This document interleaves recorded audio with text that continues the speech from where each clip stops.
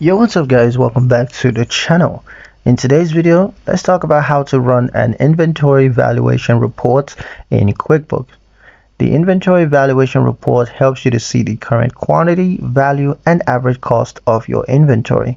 This is essential for stock control, financial analysis, and of course tax reporting. Let's get into it. So the first step is to go to reports. So on a QuickBooks dashboard, from the left menu, you're going to click Reports. Then you're going to search for Inventory Valuation Summary. Type Inventory Valuation in the search bar and then select Inventory Valuation Summary or Details. Next is to set the reporting period. You're going to choose a date range. So from current inventory, select today or as of date. Next is to customize if needed. You can click Customize to filter by product categories, location, or class. Once you're done with that, last step is to run the report. So click Run Reports to view results.